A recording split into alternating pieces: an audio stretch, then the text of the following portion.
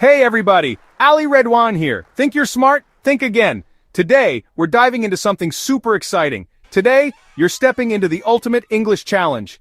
This isn't just any quiz, it's designed to push your limits and see how well you really know the language. We're talking 20 questions that'll test your English skills to the max. From the basics to the most advanced concepts, we've got it all covered.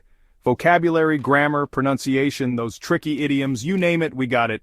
Each question is crafted to challenge different aspects of your English knowledge. If you answer 10 or more correctly, you're officially an English genius. Imagine the bragging rights you'll have. But if not, hey, you've still learned something new. Every question is a learning opportunity, so don't stress. So grab a pen and paper, get that scorecard ready, and let's go. Make sure you're in a quiet place where you can concentrate. You'll see 20 multiple-choice questions, each with 4 options. Think carefully before you choose your answer. You'll have a few seconds to choose before we reveal the correct answer and explain why it's right. This way you'll understand the reasoning behind each answer. Ready to test that brain power? This is your moment to shine and show off your English prowess. Let's dive into question 1. Get ready, stay focused, and most importantly, have fun. Alright, question number 1. Coming at you fast. Get ready to test your grammar skills. What is the correct past tense of go? Think carefully, this one might trip you up. Is it A goed, B gone, C went, or D go D?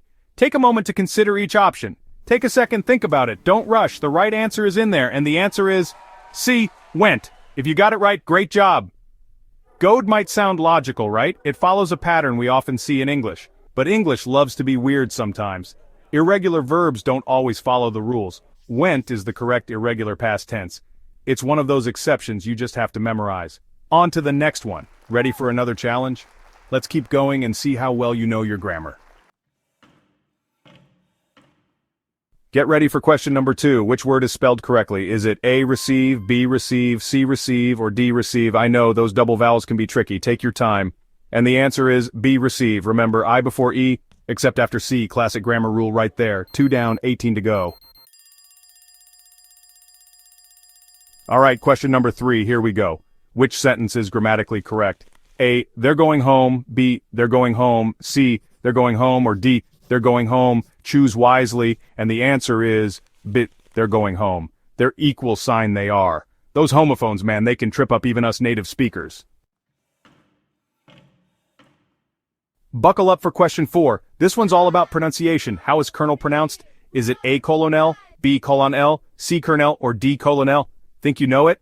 And the answer is C kernel. Yeah, English pronunciation. It's a real roller coaster ride, am I right? Next question. Question number 5. Keeping that brain power flowing. Choose the correct plural of child. A childs, B children, C childs, or D children. What's your best guess? And the answer is B, children. Irregular plurals for the win. No logic here, folks, just pure memorization. Alright, question 6. Time for some idiom action. What does I'm broke mean? Is it a, I'm broken, B, I'm tired, C, I'm sad, or D, I have no money? Think carefully. And the answer is D, I have no money. If you're broke, your wallet is empty. Ouch, I've been there. Let's hope that's not you right now. Synonym search. Question number 7. Keep it moving. What's a synonym for tiny? Is it A flower, B little, C giant, or D huge? And the answer is B little. Tiny equals small, so does little. Easy peasy. Sentence structure scramble. Time for question 8. Are you ready for this? Which sentence is correct? He don't like music. B, he do not like music. C, he doesn't like music. Or D, he not liking music. And the answer is C, he doesn't like music. Present simple plus base form. Always. Remember that, folks. Homophone hustle. Alright, question 9, almost to the halfway point. Pick the word that sounds like flower. Is it A flower, B flow, C floor, or D foul? And the answer is A flower. Homophones strike again. Different meaning, same sound. English can be a tricky language. Next question. Question number 10, double digits. You're on a roll. Which one is a compliment? You're so intelligent, but you're wearing that? Your hair. What's that smell? And the answer is E, you're so intelligent. Compliment means saying something nice. Always a good thing to do. Spread those compliments.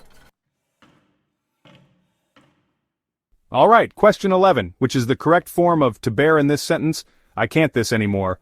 A bear, B bear, C bear, D born, take your pick. And the answer is C bear. To bear means to tolerate, not the animal this time. Question 12, keeping the momentum going, choose the opposite of increase. Is it A stable, B maintain, C decrease, D smaller? What do you think? And the answer is C decrease, one goes up, the other goes down. Simple as that. Question 13, what's the past participle of eat? Is it A eated, B ate, C eaten, or D eat? And the answer is C eaten.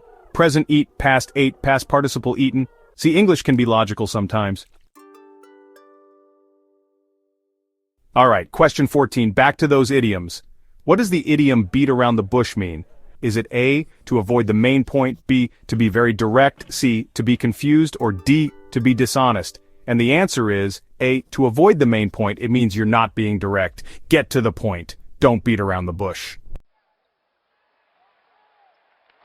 Question 15, we're in the home stretch. What's wrong with this sentence? I have seen him yesterday. Is it A, wrong tense, B, wrong punctuation, C, nothing, or D, wrong word order? And the answer is A, wrong tense. Use past simple with yesterday.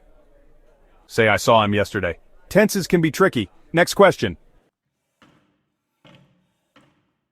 Question 16, almost there.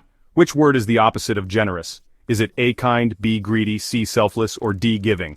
And the answer is B, greedy. A greedy person never shares, not a good look. Question 17, you're doing great, which is correct. She don't have a car, B, she do not have a car, C, she doesn't have a car, or D, she not having a car. And the answer is C, she doesn't have a car. Use doesn't plus the base verb. Another grammar rule for you. Next question. Question 18, keep it up. Which phrase is correct? A, at the end of the day, B, in the end of the day, C, on the end of the day, D, by the end of the day, and the answer is A, at the end of the day. It's a common expression, and it means ultimately to. Question 19, almost there. Which word means something that completes or goes well with something? A, opposite. B, our complement. C, antonym. D, synonym. And the answer is B, complement. Complement means it goes well with something else, like peanut butter and jelly. Last question, question 20. What does I'm feeling under the weather mean? I'm cold. B, I'm lost. C, I'm sick. D, I'm happy. And the answer is C, I'm sick. Classic idiom. If you're under the weather, you're not feeling great. Alright, time's up. The moment we've all been waiting for has finally arrived.